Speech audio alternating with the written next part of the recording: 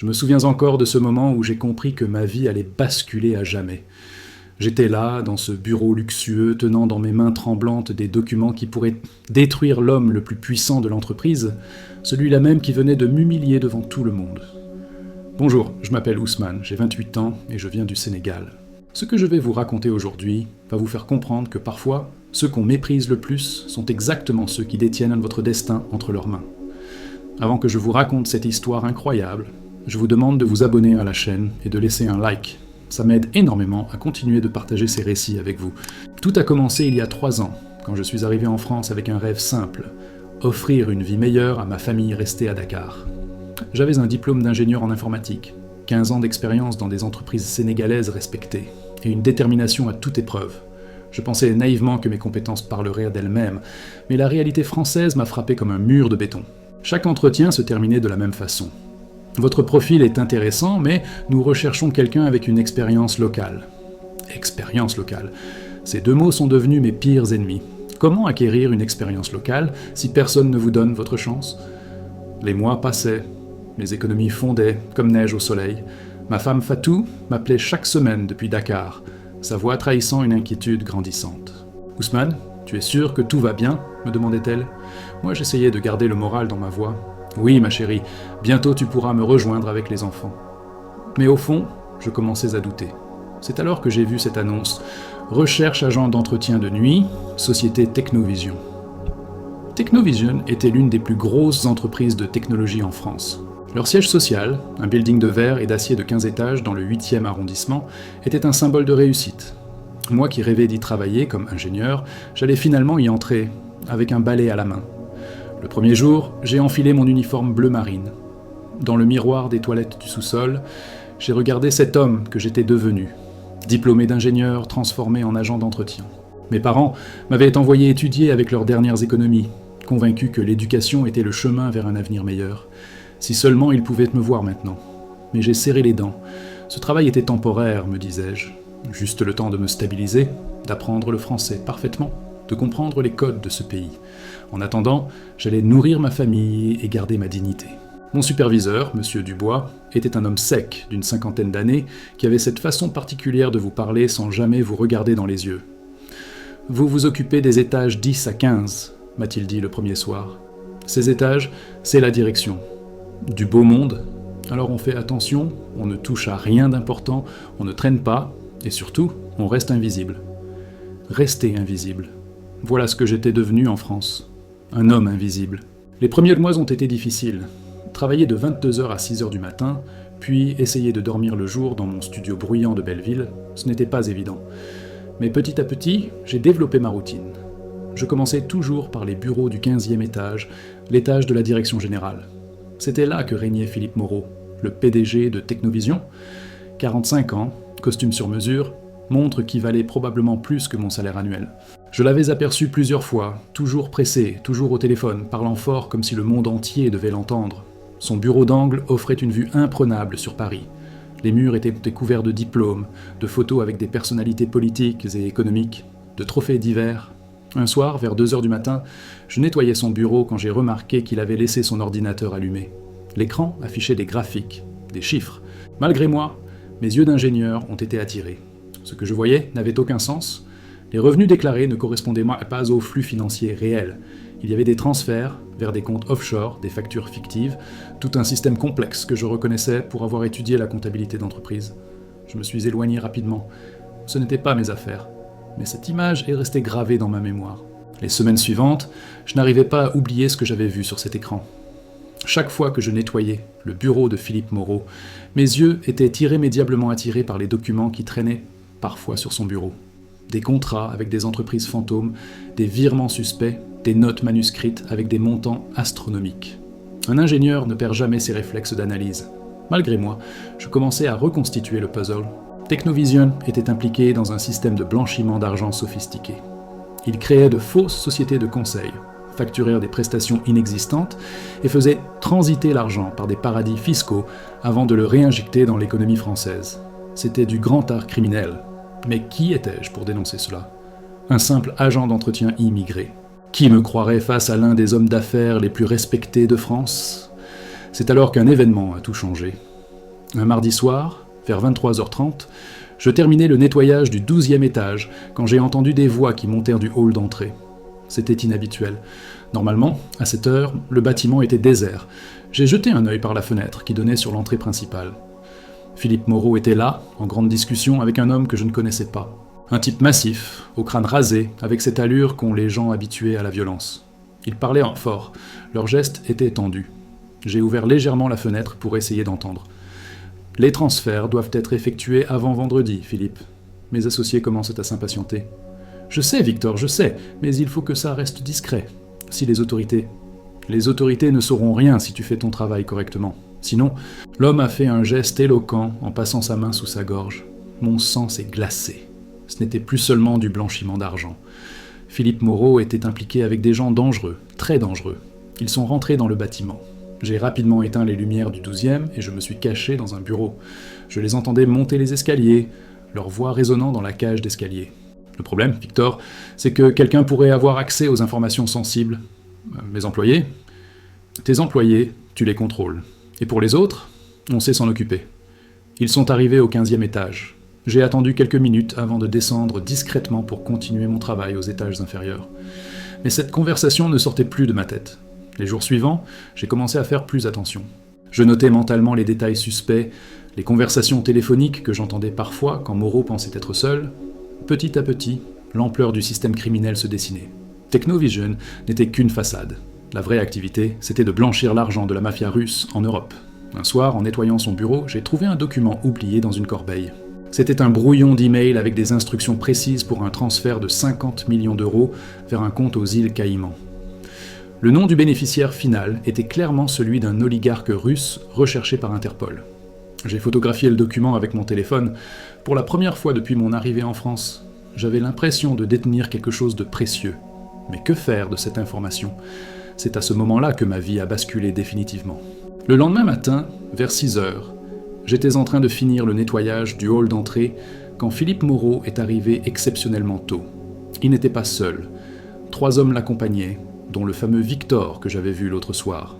Ils discutaient de business près de l'ascenseur, ne faisant pas attention à moi. J'étais juste l'homme invisible avec son balai. Mais leurs mots me glaçaient le sang. Le juge Martineau commence à poser trop de questions sur nos activités. Il faut qu'il arrête de fouiner. On s'en occupe. Un petit accident de voiture, ça arrive souvent sur l'autoroute. Parfait. Et pour le comptable qui a démissionné la semaine dernière ? Déjà réglé. Il ne dira plus rien à personne. Je faisais semblant de nettoyer, mais mes mains tremblaient. Ces hommes parlaient de meurtre, comme d'autres parlent de la météo. Soudain, Victor s'est tourné vers moi. Son regard m'a transpercé. « Philippe, ton homme de ménage, il est là depuis longtemps ?» Mon cœur s'est arrêté de battre. Philippe Moreau m'a regardé pour la première fois vraiment. Lui, c'est juste un immigré. Il ne comprend rien à ce qu'on dit. Pas vrai. Comment tu t'appelles déjà ? J'ai joué le jeu. Ousmane, monsieur. Je pas bien parler français, je juste nettoyer. Il a ri avec mépris. Tu vois, complètement inoffensif. Ces gens-là ne pensent qu'à envoyer leur maigre salaire au pays. Nous allons faire une petite pause ici. Si vous êtes pris par cette histoire jusqu'à maintenant, likez la vidéo et abonnez-vous, parce que vous n'allez pas croire ce qui arrive ensuite. La seconde partie est encore plus intense. Mais Victor n'avait pas l'air convaincu. Il continuait de me fixer avec ses petits yeux noirs. Même un idiot peut avoir des oreilles. « Victor, tu deviens paranoïaque. Allez, on monte !» Ils sont partis vers l'ascenseur, mais j'avais senti que quelque chose avait changé. Victor m'avait dans le collimateur. Cette nuit-là, je n'ai pas fermé l'œil. J'étais désormais un témoin gênant d'activités criminelles. Si ces hommes découvraient que je comprenais tout, que j'avais des preuves, ma vie ne vaudrait plus rien. Le lendemain soir, en arrivant au travail, M. Dubois m'attendait avec une mine grave. « Ousmane, il y a eu une réorganisation. Vous ne vous occupez plus des étages de direction. Vous restez aux étages 1 à 5 désormais. »« Ah, mais pourquoi, M. Dubois ? J'ai fait quelque chose de mal ? » ?»« Non, c'est juste des consignes d'en haut. » Je savais exactement d'où venaient ces consignes d'en haut. Victor avait réussi à convaincre Philippe Moreau que j'étais potentiellement dangereux. Mais il ne savait pas que j'avais déjà toutes les preuves nécessaires dans mon téléphone. Les semaines suivantes ont été un cauchemar. Relégué aux étages inférieurs, je me sentais comme un animal en cage. Mais le pire, c'était cette sensation permanente d'être surveillé. Parfois, je surprenais des regards appuyés de certains employés. Victor avait-il placé des espions parmi le personnel? Ma situation financière empirait. Fatou m'appelait de plus en plus souvent, inquiète de mes silences prolongés. « Ousmane, tu me caches quelque chose. Je le sens dans ta voix. » Comment lui expliquer que j'étais devenu le témoin involontaire d'un réseau criminel international?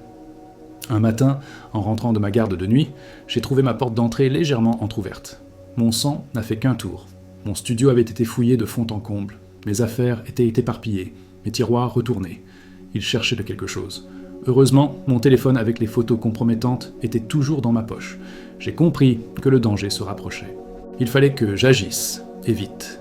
J'ai d'abord pensé à la police, mais que pouvais-je leur dire? « Bonjour, je suis un agent d'entretien immigré et j'accuse l'un des plus puissants hommes d'affaires de France de blanchiment d'argent et de meurtre. » Avec mon français approximatif et mon statut social, j'avais autant de crédibilité qu'un vendeur de sable dans le désert. Non, il me fallait un plan plus malin. C'est alors que j'ai repensé aux mots de Victor. Le juge Martineau commence à poser trop de questions. Ce juge était déjà sur la piste de Philippe Moreau. Si je pouvais le contacter, lui transmettre mes preuves, j'ai passé des heures sur Internet à chercher des informations sur ce juge Martineau. François Martineau, 52 ans, juge d'instruction spécialisé dans les affaires économiques et financières. Plusieurs articles de presse mentionnaient qu'il enquêtait sur des réseaux de blanchiment d'argent. C'était lui qu'il me fallait. Mais comment approcher un juge quand on est un simple immigré? J'ai finalement trouvé l'adresse e-mail de son cabinet au tribunal. J'ai rédigé un message expliquant qui j'étais et ce que j'avais découvert. J'ai joint les photos des documents compromettants. Le message est parti un jeudi soir. Le vendredi, rien. Le week-end, toujours rien. J'ai commencé à me dire que mon email avait fini dans les spams ou que le juge ne me prenait pas au sérieux. Le lundi suivant, en arrivant au travail, M. Dubois m'attendait avec une mine plus grave que jamais. « Ousmane, j'ai une mauvaise nouvelle. La direction a décidé de restructurer l'équipe de nettoyage. Votre contrat se termine ce soir. » Mon monde s'écroulait. Non seulement je perdais mon emploi, mais je perdais aussi ma couverture. Sans accès au bâtiment, je ne pourrais plus surveiller les agissements de Philippe Moreau. Mais pourquoi, monsieur Dubois? Mon travail n'est pas satisfaisant? Non, ce n'est pas ça, c'est juste... Écoutez, Ousmane, entre nous, faites attention à vous, d'accord? Quelqu'un là-haut ne vous aime pas beaucoup. Cette dernière nuit de travail, j'étais désespéré. Demain, je serai dehors, sans emploi, sans ressources, et probablement dans le collimateur d'hommes dangereux. C'est vers 3 heures du matin, alors que je vidais les poubelles du 8e étage, qu'un miracle s'est produit.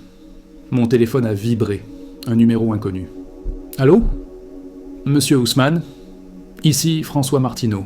J'ai reçu votre email. Pouvez-vous me rencontrer demain matin à 9h? C'est très urgent. » Mon cœur battait si fort que j'avais peur qu'il l'entende à travers le téléphone. « Oui, monsieur le juge, bien sûr. »« Parfait. Café de la Paix, place de l'Opéra. Venez seul et soyez très prudent. Ces gens sont extrêmement dangereux. » J'ai raccroché en tremblant. Enfin, quelqu'un me prenait au sérieux.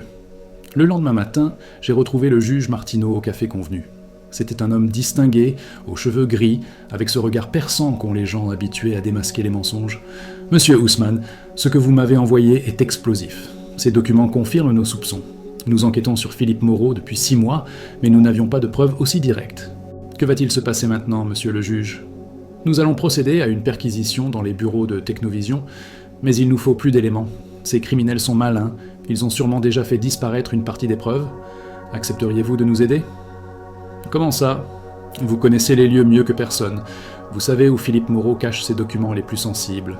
Nous aurions besoin que vous nous guidiez lors de la perquisition. J'ai accepté sans hésiter. Pour la première fois depuis mon arrivée en France, j'avais l'impression d'être utile, d'avoir une vraie valeur.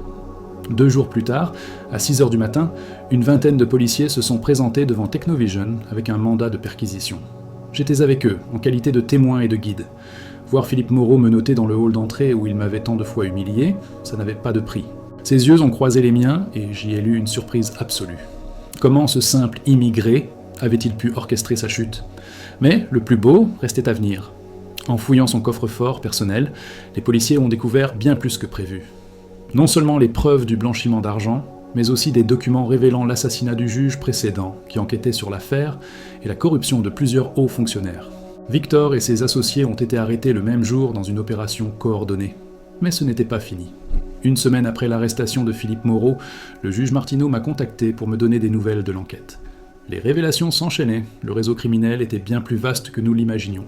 Grâce aux documents saisis, Les autorités avaient pu remonter jusqu'aux commanditaires russes et démanteler toute une filière de blanchiment d'argent qui opérait dans plusieurs pays européens. Monsieur Ousmane, grâce à votre courage, nous avons pu arrêter des criminels qui échappaient à la justice depuis des années. L'État français vous en est reconnaissant. Mais la reconnaissance, c'est bien. Les faits, c'est mieux. 3 mois plus tard, j'ai reçu un appel qui allait changer ma vie à jamais. C'était Maître Caroline Dubois, oui, la fille du superviseur qui m'avait licencié, l'une des meilleures avocates spécialisées dans les affaires économiques de Paris. Monsieur Ousmane, je représente plusieurs entreprises technologiques qui ont été victimes des activités de Philippe Moreau. Votre témoignage et vos preuves ont été décisifs pour leur permettre de récupérer des millions d'euros détournés. En reconnaissance, elles souhaitent vous offrir quelque chose. Le lendemain, j'étais assis dans les bureaux prestigieux de TechVision Solutions, une entreprise concurrente de Technovision, mais celle-ci parfaitement légale. Le directeur général, M. Laurent, me regardait avec un respect que je n'avais plus vu dans les yeux de personne depuis mon arrivée en France. Monsieur Ousmane, nous avons étudié votre parcours. Ingénieur diplômé, 15 ans d'expérience, et surtout, une intégrité à toute épreuve. Nous aimerions vous proposer un poste de directeur de la sécurité informatique dans notre entreprise. Je n'en croyais pas mes oreilles. Directeur, moi qui étais l'homme invisible, avec un balai quelques mois plus tôt. Le salaire est de 85 000 € par an, plus les primes.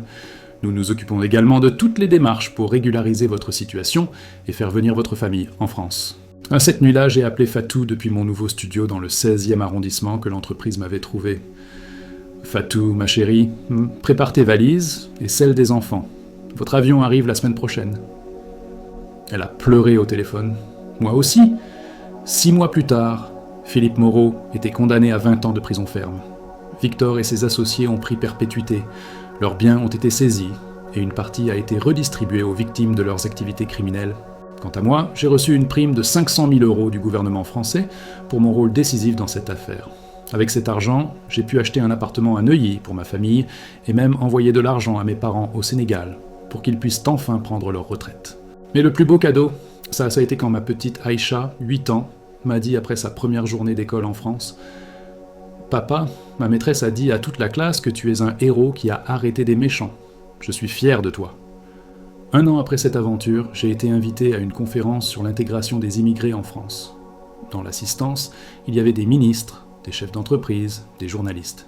Moi, Ousmane, fils de pêcheur de Saint-Louis du Sénégal, je parlais devant l'élite française. À la fin de mon discours, une jeune femme journaliste m'a demandé « Monsieur Ousmane, quels conseils donneriez-vous aux immigrés qui arrivent en France et qui vivent des difficultés ?»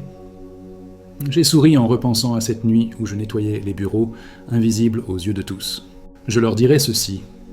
Peu importe le travail que vous faites, peu importe comment les gens vous regardent, gardez votre dignité et vos valeurs. Car parfois, ceux qui vous méprisent ont besoin de vous sans le savoir. Et quand ce moment arrive, soyez prêts à être à la hauteur. Aujourd'hui, je dirige une équipe de 15 personnes chez TechVision Solutions. Mon bureau a une vue magnifique sur la Seine. Sur mon bureau, j'ai gardé une photo de mes premiers jours en France, avec mon uniforme d'agent d'entretien, pour ne jamais oublier d'où je viens.